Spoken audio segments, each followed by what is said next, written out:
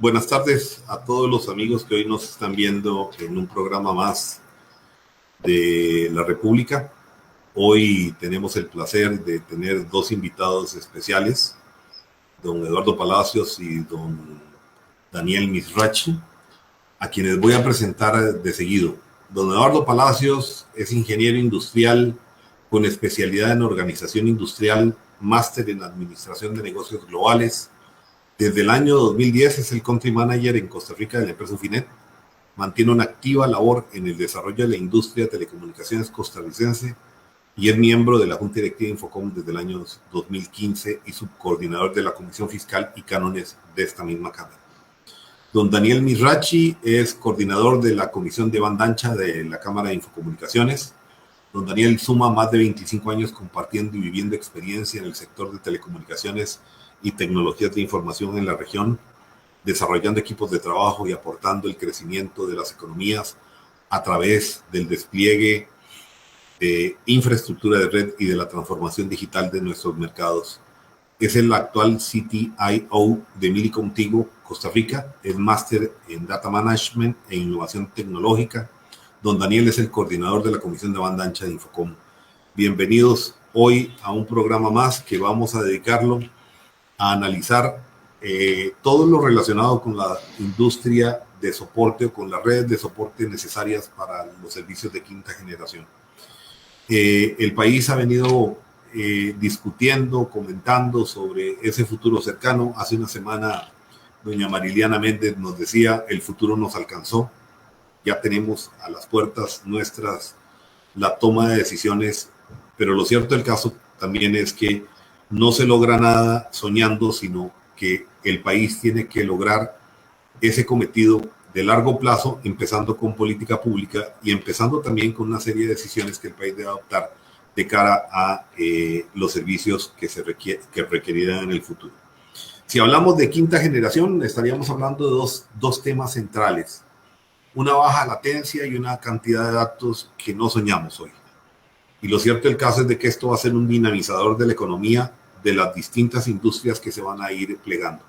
Se habla hoy en día de la posibilidad de hacer slicing de redes, o sea, si uno pusiera en su mente una pizza y la pudiera cortar en pedacitos, se va a dar cuenta de que va a haber porciones de ese espectro que se van a dedicar a una serie de servicios que el mundo va a desarrollar. Hemos hablado y hemos escuchado de Internet de las Cosas y todavía a unos días todavía de haber hecho un foro que me llamó mucho la atención, hablábamos de un Internet de las vacas, porque al final de cuentas hasta los mismos animales van a tener sensores que van a registrar los cambios de temperatura y van a tener la posibilidad de registrar la posibilidad hasta del ordeño, del apareamiento, una serie de mejoras que el mundo va a tener a su disposición. Y hecho este preámbulo, quisiera empezar con don Eduardo Palacios. De acuerdo con esta experiencia internacional, él viene a Costa Rica, empieza el desarrollo de una compañía que se dedica a dar servicios neutrales y enfrenta una serie de retos. Y tiene, creo que, la foto de cómo era Costa Rica cuando llegó a la Costa Rica que hay hoy y la Costa Rica que soñamos con la de mañana. ¿Qué nos puede contar, don Eduardo, de este tránsito para iniciar? Sí, buenas tardes, Juan Manuel, y muchas gracias por la invitación. Buenas tardes a toda la gente que nos está escuchando, a Daniel, es un buen amigo. Pues sí, es muy oportuno, la verdad, el tema que traes hoy al foro, porque evidentemente pues hablamos de 5G, que no deja de ser una tecnología móvil, pero ¿qué tiene que ver esto con la infraestructura? Pues efectivamente, si 5G va a traer ese Internet para las vacas, que nosotros llamamos Internet para las cosas, va a multiplicar la velocidad, va a disminuir la latencia, o sea, eso quiere decir que los datos van a llegar más rápido, pues todos estos datos que van a viajar, pues evidentemente se recolectarán por una red móvil, pero esa red móvil pues cada vez va a ser más fija.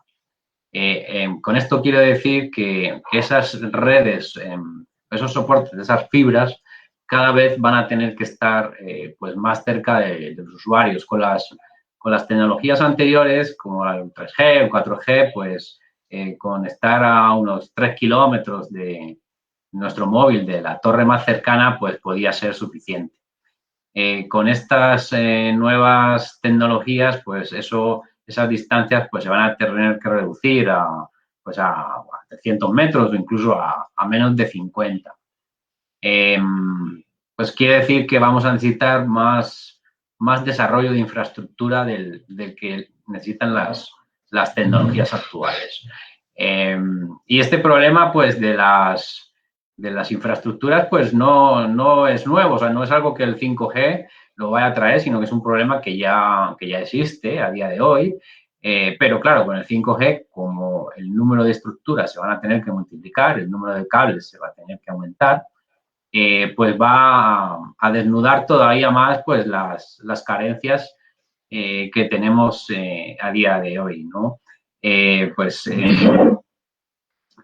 Por ejemplo, no hay forma de desplegar infraestructura por carreteras nacionales ni por las calles que dependen de las municipalidades, por ninguna otra vía pública. La única forma actualmente es pues tender por la postería eléctrica, que evidentemente pues está diseñada para transportar electricidad, no estaba diseñada para transportar también las telecomunicaciones, pero lo estamos utilizando para ese fin.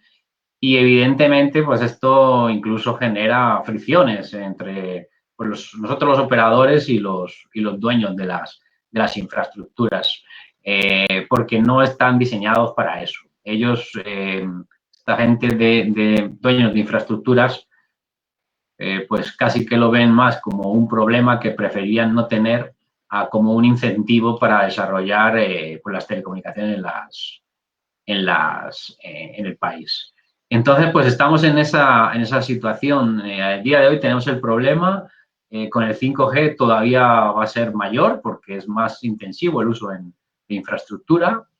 Y tenemos bastante escasez de medios para poder desplegar esta infraestructura.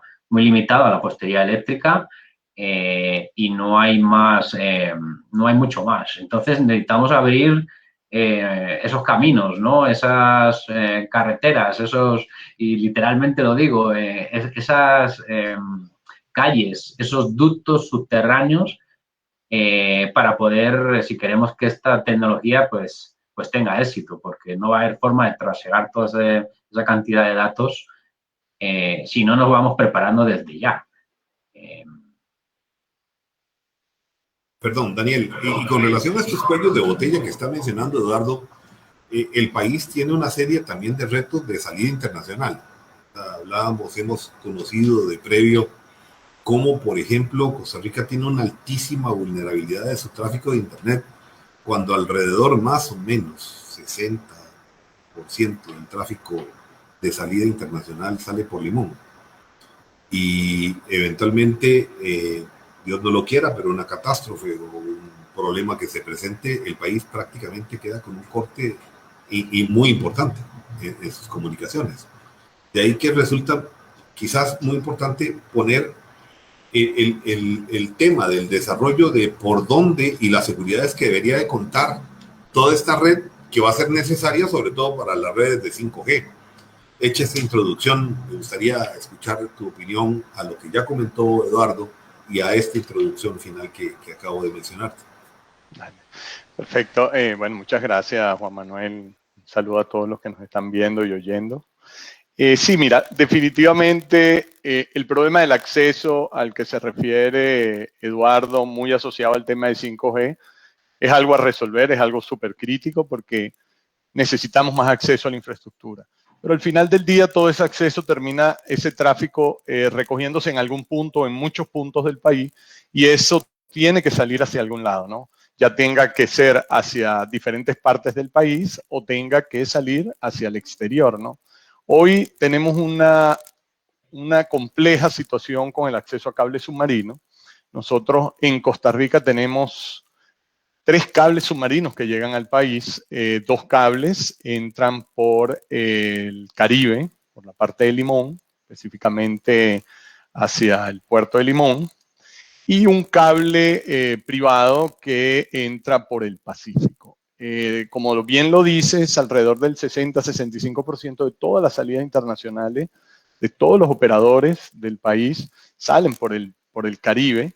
Y cuando uno recorre y ve todos los inconvenientes que se han tenido para poder hacer las ampliaciones de la Ruta 32, para lograr acuerdos con los diferentes entes responsables de esas ampliaciones, para incluir dentro de sus diseños ductería que permita bajar todos esos cables que tenemos o de forma subterránea, o lo que se está tratando de hacer, de negociar con una empresa como Recope, de poder adosar o utilizar el gasoducto, el oleoducto, para también colocar fibra, y no se logra avanzar en esos temas, es donde uno empieza a preocuparse y decir, bueno, resulta que 2 postes que se caigan entre San José y Limón puede dejar a un país completamente incomunicado, o al 60-70% de los usuarios incomunicados.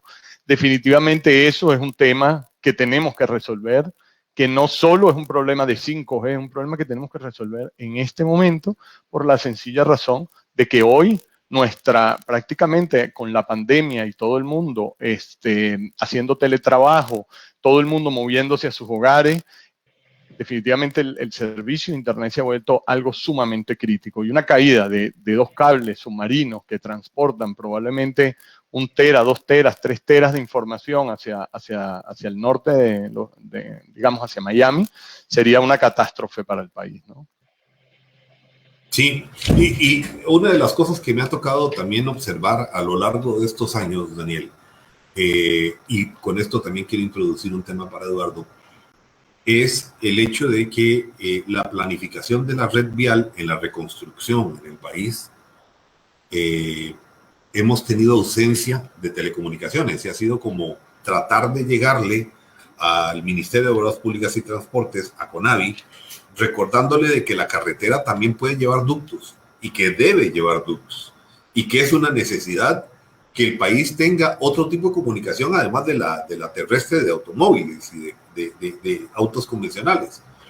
Porque lo cierto del caso es que esas vulnerabilidades que estabas hablando de la exposición aérea que tenemos se pueden minimizar a partir de la reconstrucción de carreteras que tenemos. Y ahí en este momento de la Ruta 1 que se está trabajando, toda la Ruta 1, eventualmente que el país logre, pues ahí hay todo un esfuerzo que realizar. Y recordaba también recientemente que con esto de las ampliaciones de carreteras se ha presentado a lo largo de todo este tiempo un hecho que no es irrelevante y que impacta a las telecomunicaciones y que impacta a las empresas, y es el hecho de tener que mover las redes y bajarlas y tener que volverlas a construir. Y de repente, para ello, ni siquiera se ha asignado un presupuesto, como si esto no fuera un tema recurrente dentro de la planificación de las compañías de telecomunicaciones, cosa que no es cierto, ¿verdad? Entonces, Eduardo, ¿qué es lo que más ustedes han visto desde esa perspectiva con relación a lo que debería de ser una política pública que incentive el uso de ductos y que incentive el uso de una nueva infraestructura, porque ahí se supone que también todos vamos a ganar? Sí, Juan Manuel, a nosotros nos ha tocado pues vivir en primera persona esas ampliaciones que hablabas de Ruta 1, el tramo Cañas-Liberia, pues prácticamente duró 3 años. Incluso, por ejemplo, la construcción del puente de Lindora, y recientemente pues la ampliación de la Ruta 32. La realidad es que no existe ningún tipo de planificación de parte del CONAVI a la hora de diseñar lo que es la construcción de una vía, de una carretera. No se toma en cuenta, pero no solamente los servicios de telecomunicaciones, sino ninguna otra clase de servicios. Las compañías pues la gente incluso de acueductos o la gente de las compañías eléctricas tienen que ir a resolver problemas según se van presentando. No existe ningún tipo de planificación Y eso, francamente, pues lamento decirlo, pero no lo he visto en ningún otro país de los que yo he visitado o he tenido la oportunidad de trabajar. Normalmente se llega a algún tipo de arreglo porque es algo que es beneficioso para el país, porque es muy fácil abrir la carretera una vez y dejar previsto todos los ductos que se van a necesitar a futuro. Lo normal y lo que hemos visto en otros países es que siempre las previsiones quedan cortas, siempre van a hacer falta más ductos que al final de los que se termina instalando. Pero a día de hoy esto no existe en Costa Rica. Los operadores están totalmente sin ningún tipo de protección, tienen que salir cada vez que hay que mover algo, hay que salir a moverlo y salimos todos al mismo tiempo. El puente de Lindora, yo recuerdo que hasta en 3 ocasiones tuvimos que mover las redes de ubicación y digamos que solamente se ha construido el puente, no se ha construido todavía el resto de la calle. Y así funciona todo. Nosotros desde Infocom hemos tenido alguna reunión con el MOB y lo que nos vienen a decir es que ellos no tienen el soporte legal para hacer que una carretera sea inteligente.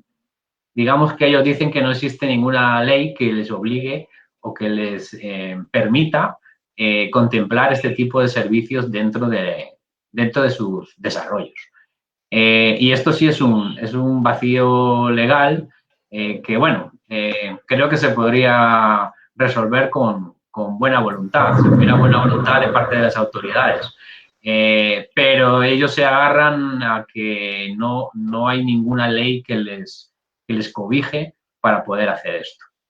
Y eso a día de hoy estamos ya celebrando el 13º aniversario de la Ley de Telecomunicaciones y ya estaba previsto en la Ley de Telecomunicaciones, pero la realidad es que hay todavía pues todo este tipo de vacíos legales fuera de lo que es la infraestructura eléctrica.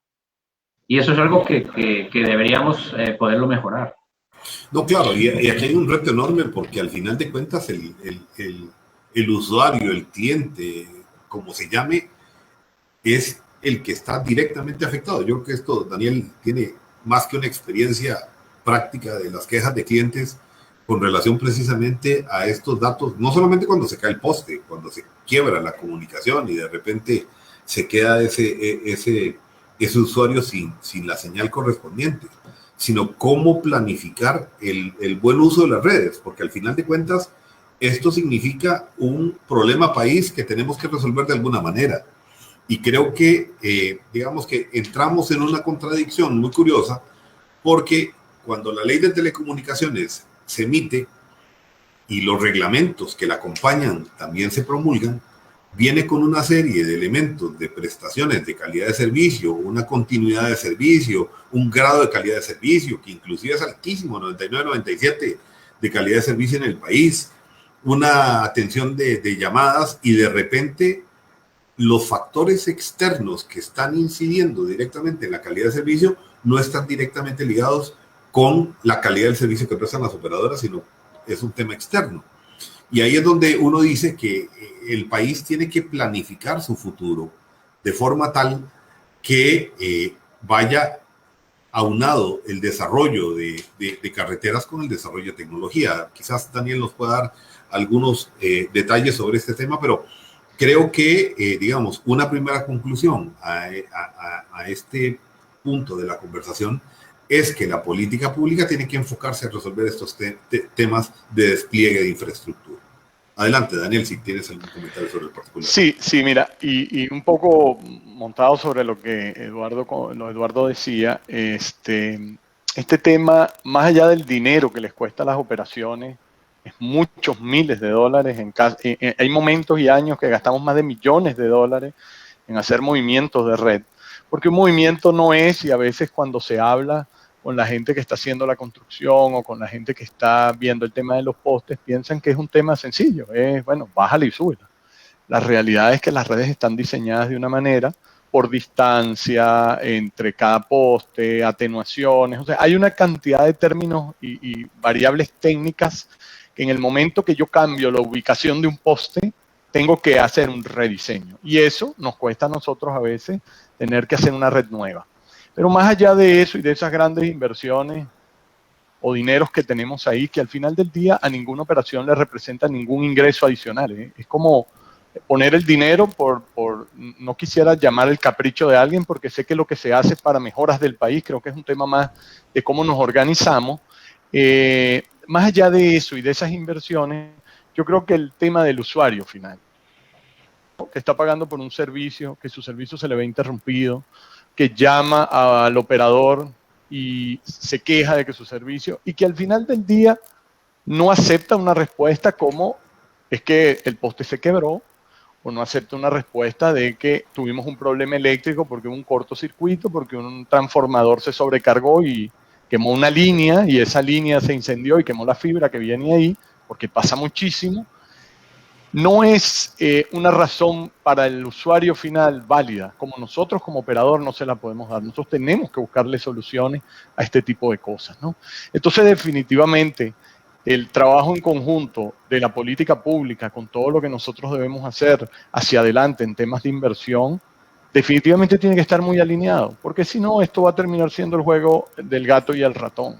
Esto va a ser todo el tiempo inversiones que se van a perder, y llegará un momento donde los dueños de las operaciones dirán: no podemos seguir metiendo plata en algo o dinero en algo que no le vamos a ver ningún rendimiento hacia la larga. Entonces, yo creo que esto se resuelve, como lo decía Eduardo, sentando en la mesa a los privados, a los públicos, creando políticas públicas que realmente empujen a mejorar este tipo de situaciones y trabajar hacia adelante. Y ya no tanto si es el 5G o es el 4G, es que lo tenemos que hacer ya, porque podemos llegar a un punto donde seamos muy poco competitivos como país en relación a capturar nuevas inversiones, en esto que hablamos de los nómadas digitales. Realmente se necesita mucho más que ir a lanzar fibra por todo el país.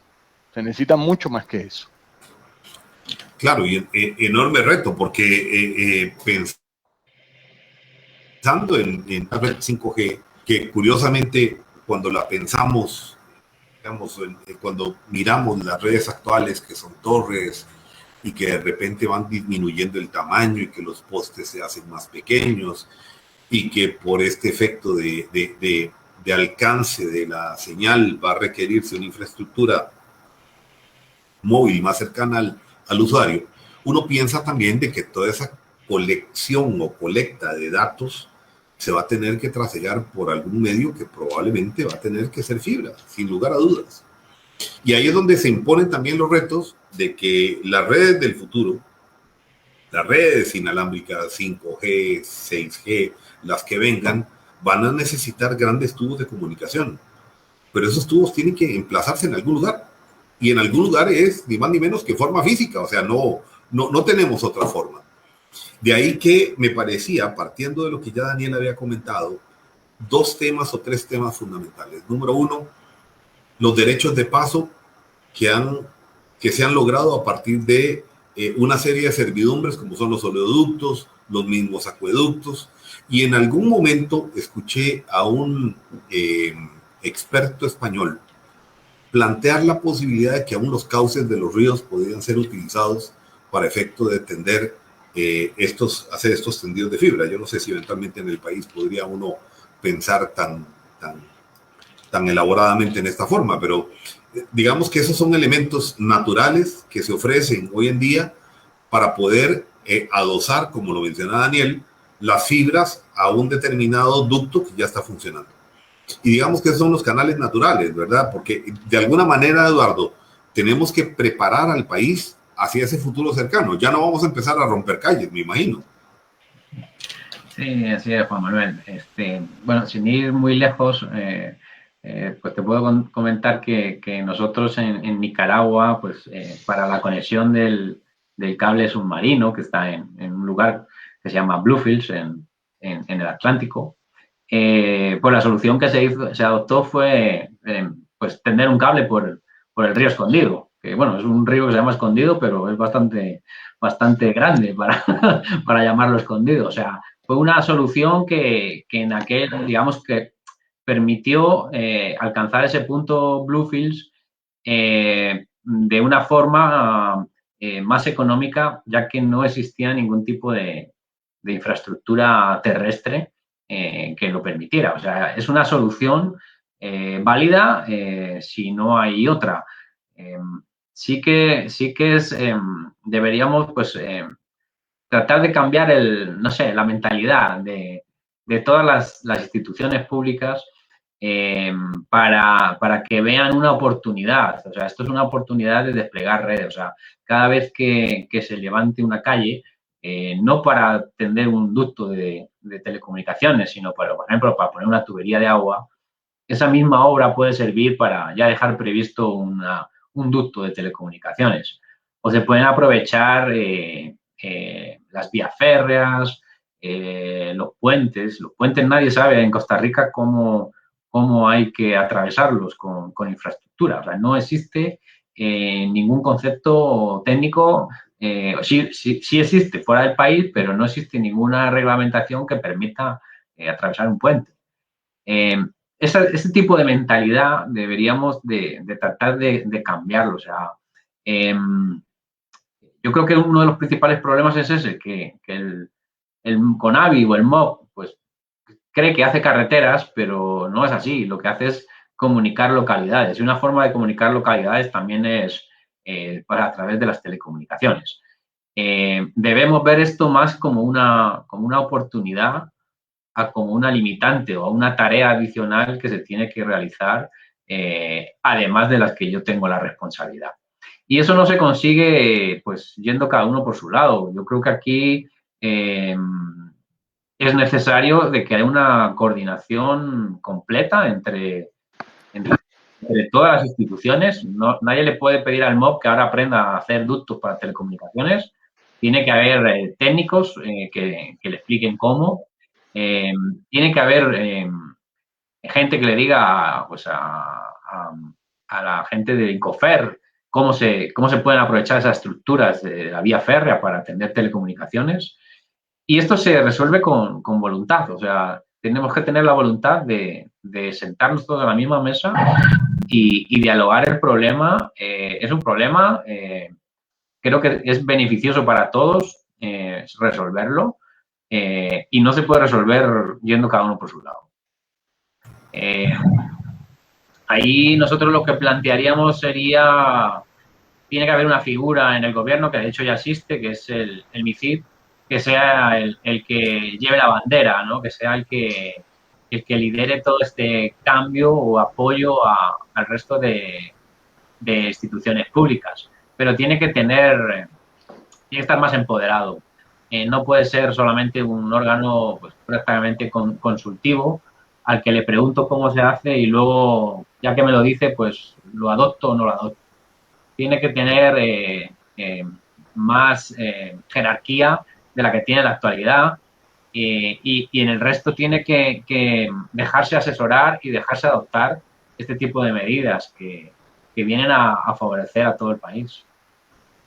Sí, en realidad si uno a la hora de conversarlo, encuentra uno que todo esto está dentro de temas absolutamente racionales, ¿verdad? O sea, la política pública no debería de excluir estos elementos que parecieran tan sencillos de adoptar, pero al final de cuentas, lo que uno se plantea es por qué cuesta tanto que estas decisiones se adopten en un lugar como el CONAVI. No quisiera entrar en el tema de corrupción de CONAVI actual, sino en la crítica país, en la necesidad de que necesitamos contar con autopistas inteligentes.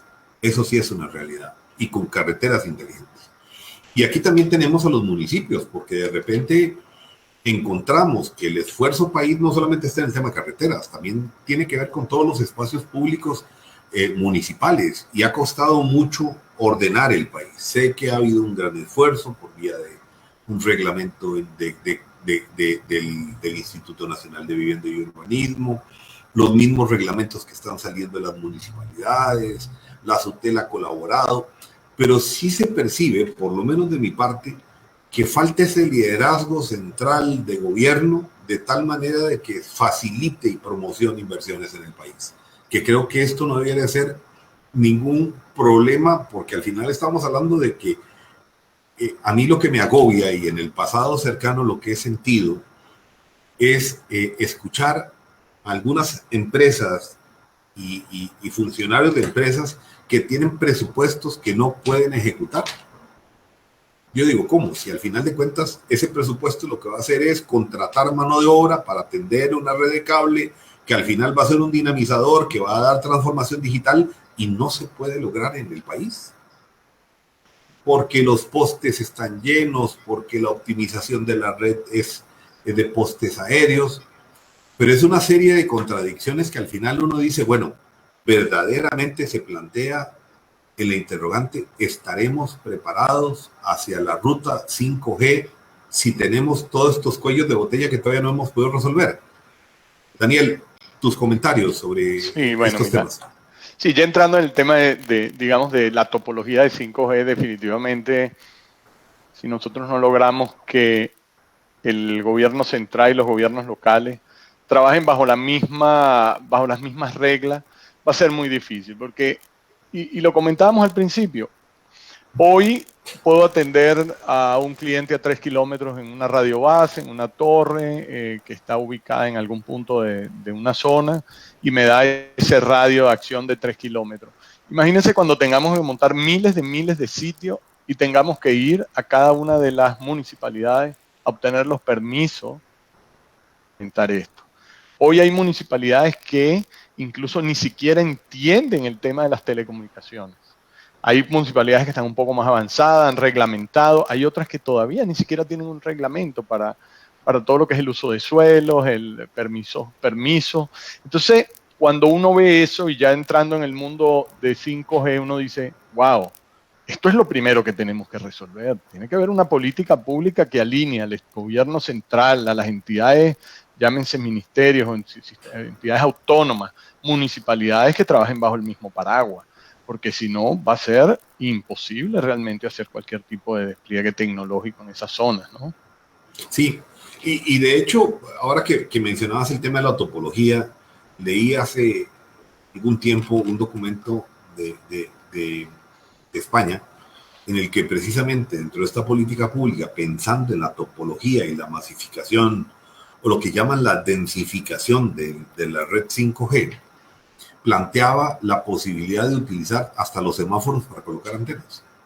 O sea, small cells, pequeñas antenas, ¿verdad? Y es que gran parte del espacio público es candidato a ser utilizado precisamente por la nueva red 5G. Eduardo, ¿qué te parece el tema? ¿Cómo lo ves? Sí, así es. Esas iniciativas ya están en marcha. Se pueden usar semáforos, farolas, pues las marquesinas para el autobús, cualquier valla publicitaria, incluso pues los edificios donde pues se ubican las oficinas gubernamentales, municipales. Todo ese tipo de infraestructura es un posible infraestructura soporte para estas nuevas tecnologías.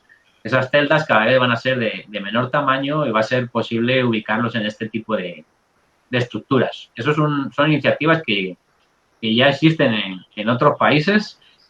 Aquí hay algunas municipalidades con los que se ha conversado la posibilidad. Yo conozco el caso de San José, pero esto requiere un cambio de mentalidad, de que las municipalidades entiendan que es necesario instalar estas antenas para poder tener los servicios, que al final es lo que toda buena municipalidad debería perseguir, que sus ciudadanos tengan mejores servicios, mejor calidad, para no solamente que haya más empresas y más ciudadanos contentos, sino que incluso, como decía Daniel antes, es un reclamo muy grande para todos esos nómadas digitales que están moviéndose ahora por el mundo sin la atadura de estar en una oficina fija.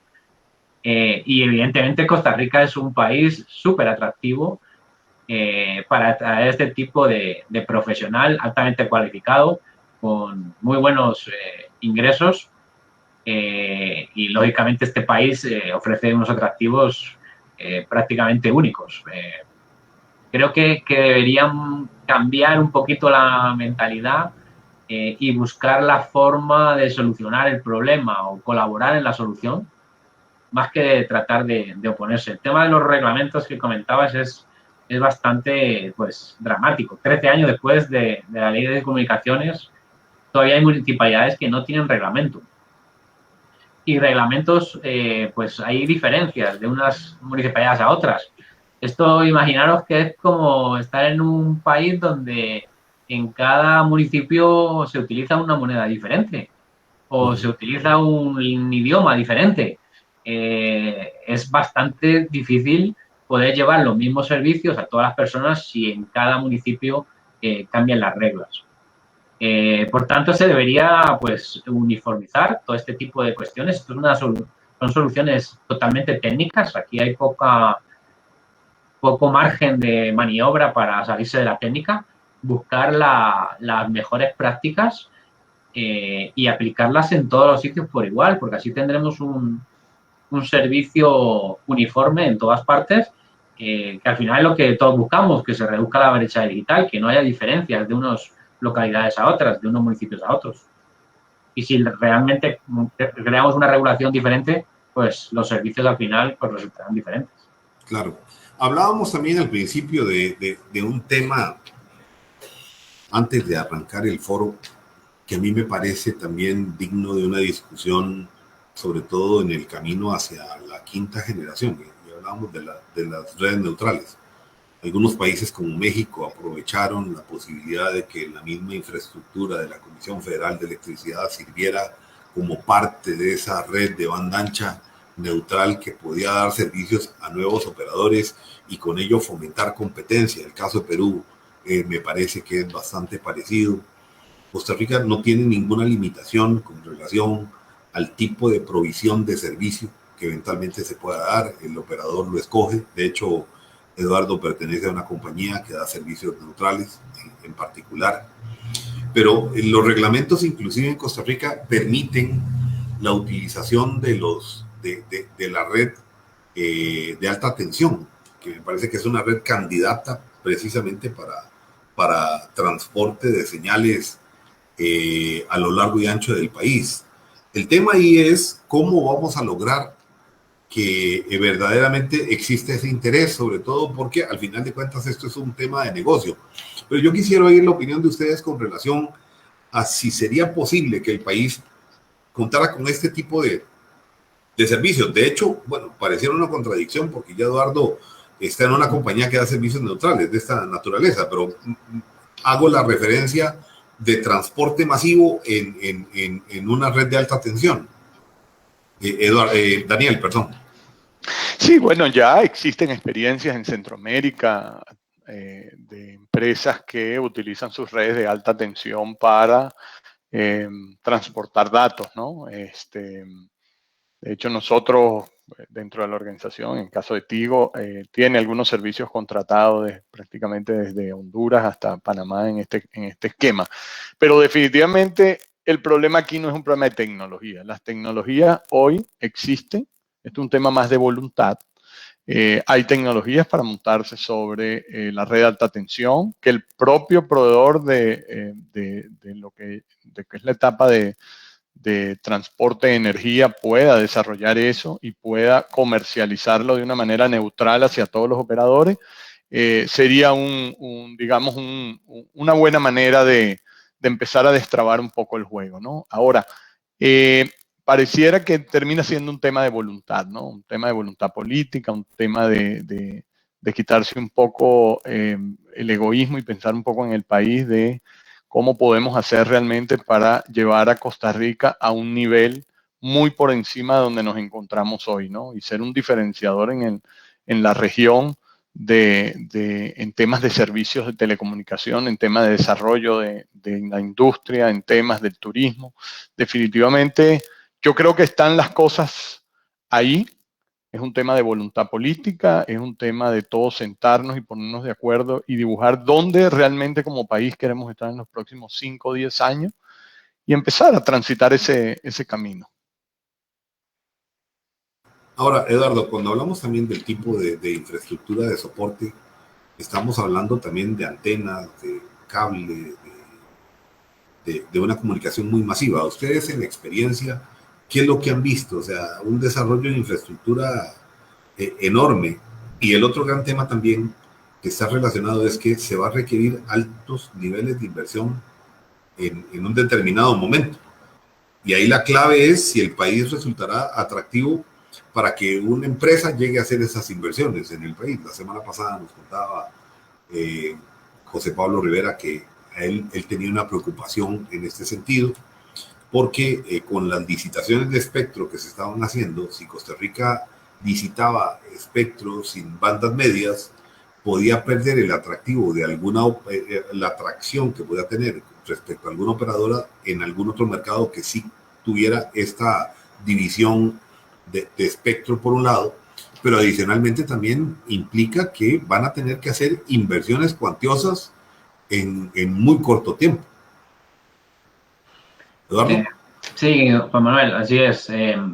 Yo diría que, digamos, tienen que darse esas dos condiciones para que se despliegue el 5G. O sea, son condiciones necesarias, ni siquiera son suficientes a lo mejor para que se den.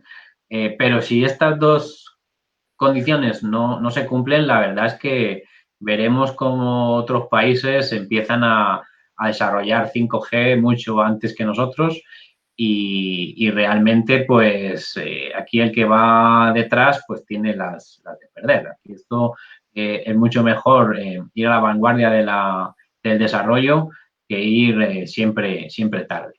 Y esos dos problemas, efectivamente, uno es el espectro, que es una situación, supongo que habéis hablado en algún otro programa del problema que existe con el espectro.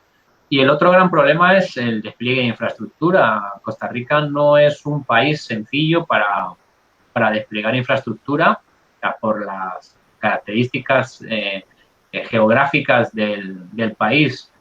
Se requieren una intensidad de inversión superior a otros países, por ejemplo, como El Salvador, donde la orografía es mucho más amistosa para el despliegue de redes.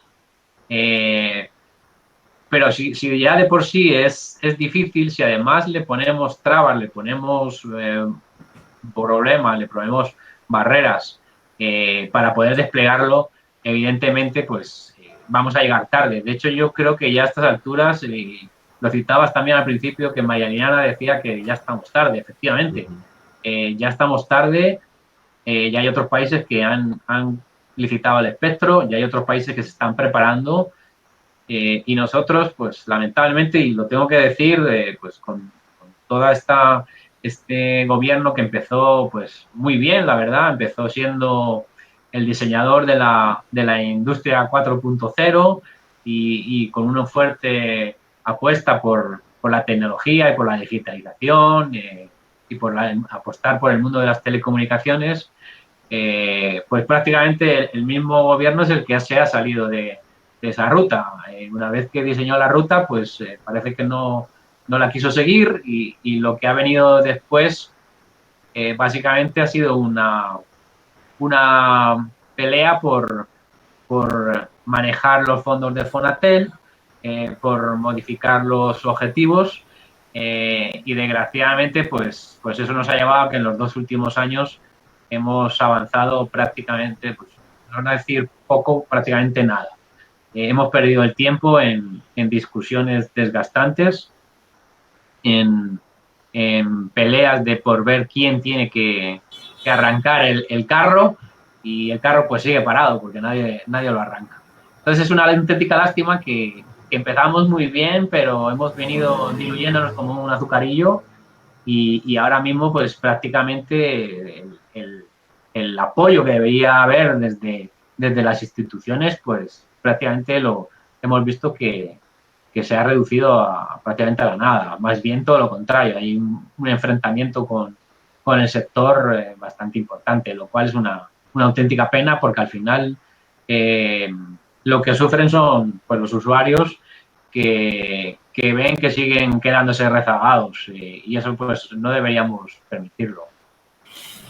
Sí, ese es un tema de profunda reflexión, Eduardo, porque lo propones en la perspectiva que ha venido sucediendo. De venir trabajando en forma conjunta, se ha preferido el tema de la confrontación sobre un tema, inclusive de dónde se van a agarrar, de los recursos de Fonatel a dónde van a ir, ¿verdad? Y se ha olvidado el tema fundamental que tiene que ver con el fomento de una industria de telecomunicaciones que impacta directamente en el Producto Interno Bruto de un país. O sea, yo vuelvo de nuevo al tema, y Daniel es consciente de esta situación, porque en algún momento lo hemos comentado, en el sentido de que a mí me da una profunda congoja como costarricense oír a empresas que tienen presupuesto para ejecutar y no lo pueden ejecutar en el país. Desde la perspectiva de que tienen ahí el dinero y no se puede ejecutar porque resultó que tengo un problema con el cable, que no me dan el permiso correspondiente, que no puedo acceder a un determinado punto. Y al final, el combo que uno logra ver en todo esto es que si entra un operador en una determinada zona, pues va a alentar, va a presionar por competencia por un lado, va a diversificar contenidos, pero esto tiene efecto también dinamizador. Va a lograr que haya inversiones de, aunque sea estas que llaman las contratas, que son la gente que anda con los carritos instalando el cable, que al final ese derrame en la inversión significa que va a llegar a gente que está necesitando trabajo. Y entonces uno lo que se plantea es cómo es posible que no podamos en este país ponernos de acuerdo para que esto ocurra. Son elementos que uno dice que cualquier política pública, que cualquier político en el país debería de adoptar. O sea, ¿quién va a estar en contra de que se genere más empleo? De que la transformación digital llegue. Y aquí me da, digamos, apertura para hablar de otro punto, y quería comentarlo con Daniel, sobre el proceso de transformación que ha venido sufriendo el país. Hemos venido pasando en las redes físicas, de redes de cobre, redes HFC, a redes de fibra. Ese reto, ¿en qué etapa estamos ahorita, Daniel? O sea, ¿cuánto nos falta? ¿Es posible tener una reconversión de las redes en el país? Sobre todo porque implica un cambio, no solamente presupuesto, también estabilidad de servicio, una serie de condiciones más que se dan, pero es un hecho inevitable que en algún momento la red tendrá que cambiar. Hablando en general de la infraestructura de cobre que ha tenido el país hasta el momento. Sí, definitivamente el mundo se está moviendo hacia allá y se vino acelerando mucho desde el tema del inicio de la pandemia. Yo creo que cualquier empresa que tenía planes a 5 o 8 años de ir haciendo transformación probablemente está pensando en resolver eso en menos tiempo. Definitivamente el mundo se está moviendo hacia un acceso en fibra. Creo que, y es importante, las tecnologías que tenemos hoy en el país siguen avanzando en el sentido de que le vamos a poder seguir dando más velocidades y servicios a los clientes, pero en algún momento es una condición que va a suceder, que va a haber una migración. Sí, ya se está viendo y por ejemplo, en el caso particular de nosotros cualquier construcción que hacemos ya la hacemos directamente en servicios de fibra, y luego vamos trabajando nuestras tecnologías, digamos, legacy, en irlas modernizando de tal forma de que nos dé el tiempo para poder hacer esa migración hacia las nuevas redes. Hay un reto importante en estas migraciones que tiene que ver con la capacidad que tenga la infraestructura de poder soportar en algún momento los dos servicios simultáneamente. Entonces, vamos a volver probablemente a caer en el tema de la postería, de las bandas, no tenemos espacio, tienes que bajar una para poner la otra. Entonces, imagínense cómo hacemos una migración de una red actual, digamos HFC, que puede ser una red que prácticamente lo que nosotros llamamos Fiber Deep, que es una red donde la fibra llega prácticamente al frente de los clientes, pero lo único que termina entrando a la casa es el coax en el momento que tengamos que montar la fibra adicional para sustituir ese servicio, ¿no?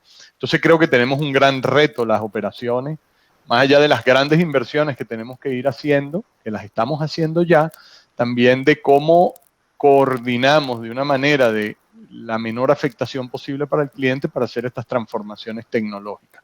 Pero definitivamente la fibra está como servicio al final del día, va a unir todos los mercados, el mercado móvil desde el punto de vista del acceso hacia las radiobases, llámese en 4G, 4.5, 5G, ya está en el negocio corporativo de hace muchísimos años, creo que ha sido el pionero, ha sido digamos, el mercado corporativo que viene trabajando en fibra en el caso de Costa Rica de hace muchos años, y esta transformación que ya se hace en ese mercado masivo al usuario final, en el hogar, donde poco a poco se le vaya haciendo esa sustitución. Y ahora, Eduardo, el tema también del acceso fijo e inalámbrico también representa una oportunidad para todos aquellos que de repente no son móviles, ¿verdad? Y que se han identificado inclusive bandas como la de 24 y 26 gigas como potenciales candidatas para atender clientes emulando los servicios de 5G o 5G fijos, ¿verdad? Me parece también, perdón. No, perdón. Me parece que también ahí el país tiene que enfocarse en hacer un balance entre este mundo eventualmente móvil de quinta generación con el mundo fijo de quinta generación que también se está identificando. Sí, Juan Manuel, sí, yo coincido con Daniel en que esas son prácticamente las dos tendencias actuales en el mundo. Por un lado, vamos a desarrollos de más velocidad en el mercado móvil, que es con el 4, ahora con el 5G. Y por la parte fija vamos a la fibra hasta el hogar, al fiber to the home. Esto evidentemente requiere pues desarrollos fuertes de fibra fija. Ahora bien, la tecnología 5G, que eso, bueno, es una promesa, no se ha demostrado todavía, pero sí va a poder permitir usar esas bandas para, digamos, poder dar comunicaciones de alta calidad como si fueran fijos en lugares donde va a haber mucha concentración de población en un mismo lugar. Imagina, no sé, un estadio de fútbol o un concierto donde ahora mismo nos juntamos, bueno, ahora ya no nos juntamos, pero antes algún día se podrá volver a hacer. Cuando hay mucha gente en el mismo lugar, pues el tema de las comunicaciones se resiente. Eso 5G con ese tipo de frecuencias, que en Costa Rica esas frecuencias altas no son un problema, pues se va a poder solucionar. También igual con las frecuencias bajas, esas están diseñadas para esas comunicaciones de bajo ancho de banda, pero en lugares muy, muy remotos, como hablabas antes de tener el control de por dónde se estaba pastando la vaca. Eso va a ser posible con este tipo de frecuencias. Y en Costa Rica están por liberar ahora, pues próximamente, en menos de 2 meses, se va a proceder al apagón analógico, que es pasar a la televisión digital en todo el país, pero también viene a liberar un espectro que va a ser utilizado para este tipo de servicios. Claro. Y bueno, sin duda alguna tenemos unos retos inmensos y una presión sobre las redes, precisamente por la producción de distintos contenidos en distintos lugares.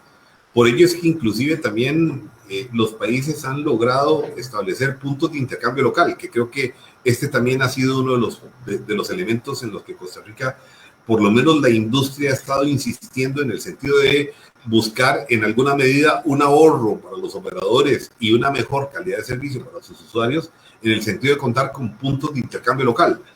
Daniel. Sí, bueno, mira, definitivamente dentro de un país tiene que haber un punto de intercambio para que el contenido local se quede local. Ahora, cuando uno analiza la cantidad de tráfico que se está quedando en el país en comparación con lo que se va, está por debajo del 5%. Eso quiere decir que hay una oportunidad grandísima en Costa Rica de empezar a generar contenido. Es un tema de generación de ese contenido. ¿Dónde estamos coubicando Toda nuestra infraestructura de contenido la estamos poniendo dentro del país, nos las estamos llevando por un tema de garantía, por un tema de resiliencia de los servicios. ¿Dónde están el desarrollo de políticas para generar contenido dentro del país, ¿no? De producción de ese contenido? Entonces, definitivamente, tener un punto de interconexión es sano. De hecho, nosotros hoy tenemos un punto de interconexión, digamos, que es el CRIC, que es un punto más público. Y dentro de Infocom hemos ido desarrollando una iniciativa, un segundo punto de interconexión, ¿no? Como una garantía de tener a los operadores en dos diferentes puntos, dándole un poco más de resiliencia a esas conexiones, ¿no? Pero definitivamente tenemos que buscar la manera de promover políticas que permitan generar contenido dentro del país, para que eso se quede aquí adentro. El usuario al final del día va a ver va a tener una mejor percepción de su servicio y definitivamente vas a desarrollar unas líneas de negocio, vas a desarrollar una industria que probablemente no se esté explotando acá en Costa Rica. Bueno, y precisamente hoy que el contenido es el rey, ¿verdad? Hemos notado cómo cambió de la noche a la mañana la forma de informarse de la gente. Digamos, yo no soy un ejemplo, sino que en algún momento digo que soy un millennial por adopción, por razones de edad, obviamente, pero lo que decía es cómo uno va cambiando también su forma de informarse. Antes veía noticieros. Yo, por ejemplo, llegaba y tenía que ver dentro de la parrilla un noticiero a una determinada hora. Hoy no veo noticieros. Hoy escojo exactamente cuáles son mis fuentes de información y las puedo ver a una determinada hora y determinado momento y segundo. En eso juega un papel fundamental, sobre todo en las redes sociales, pero también he visto cómo hay una tendencia, sobre todo en millennials, en ver cómo logran, sobre todo, manejar sus presupuestos y la prioridad número uno es banda ancha, sin lugar a dudas. Y de banda ancha pasan a qué tipo de contenido voy a pagar, ¿verdad? Entonces, si uno lograra fomentar estos contenidos, uno sabe que hay una disrupción en esos elementos donde en la periferia de la red están creándose muchísimos contenidos que de repente deberían de ser fomentados.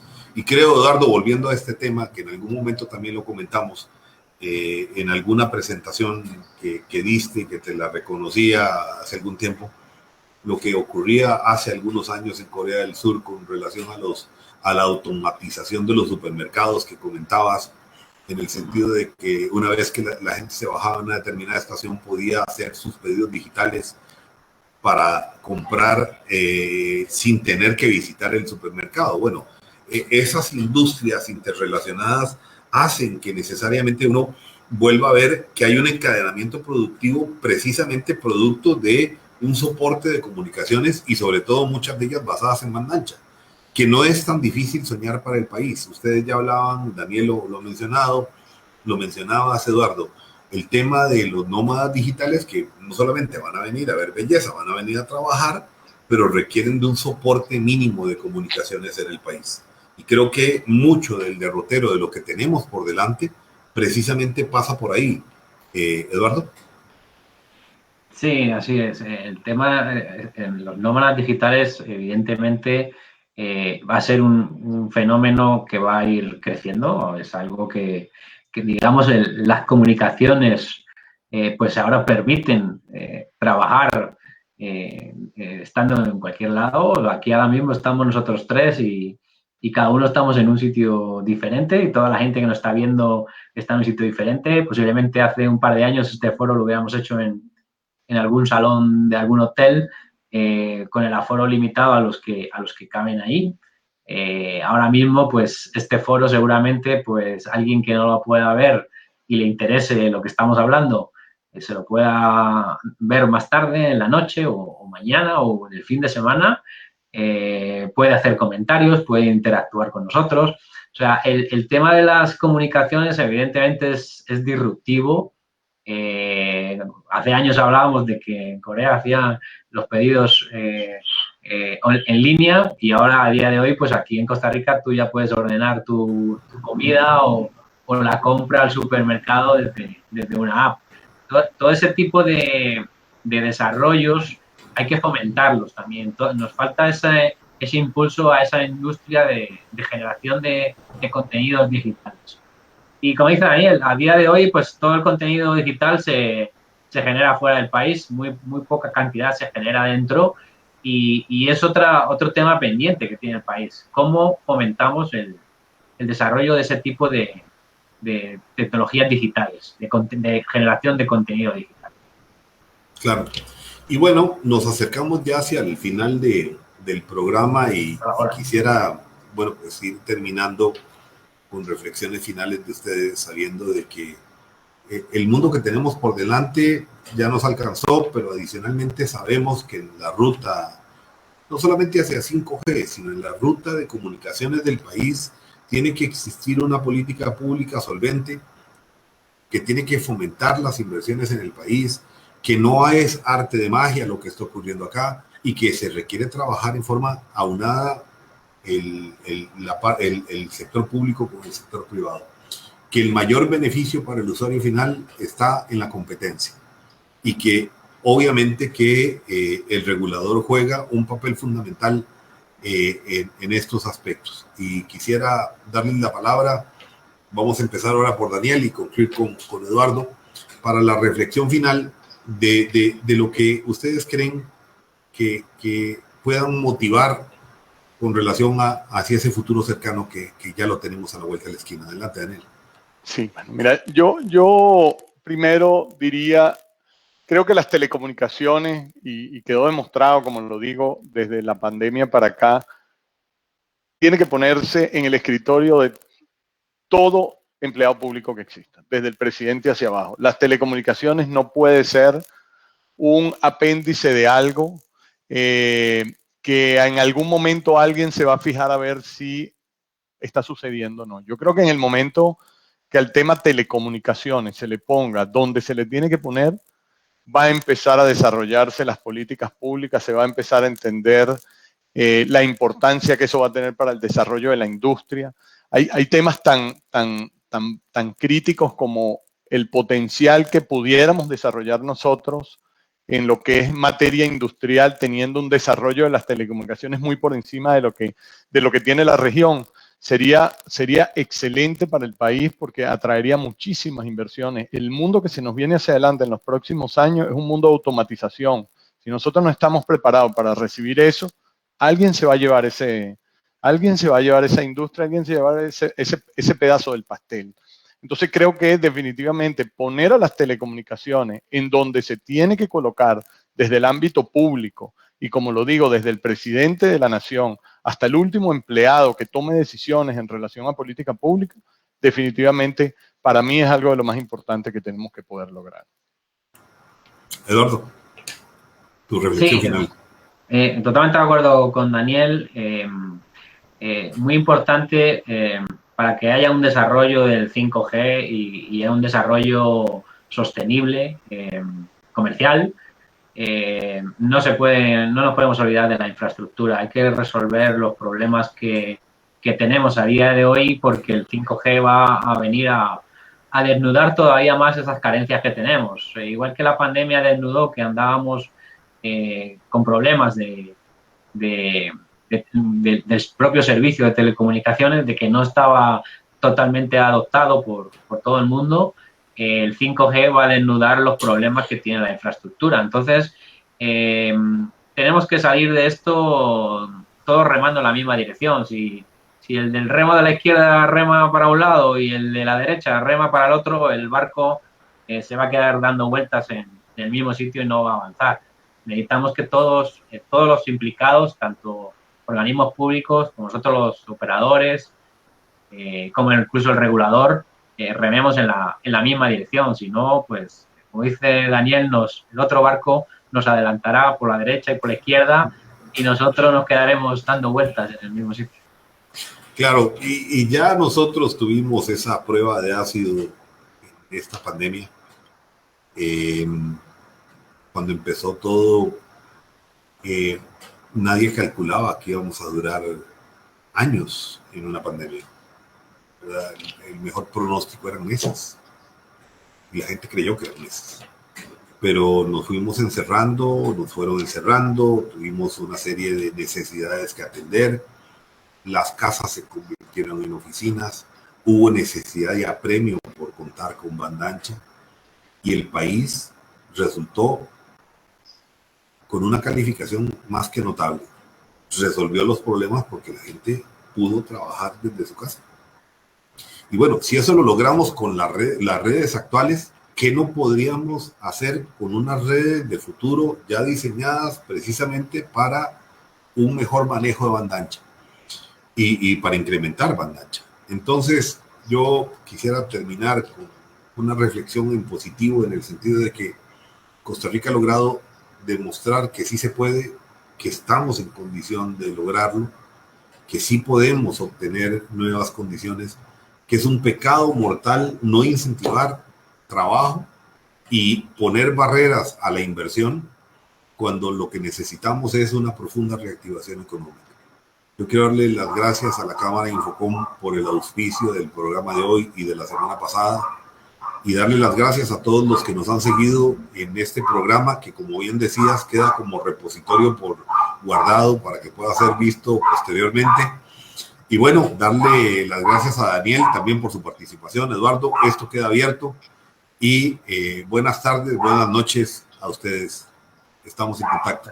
Muchísimas gracias. Gracias. Hasta luego, nos vemos. Nos vemos.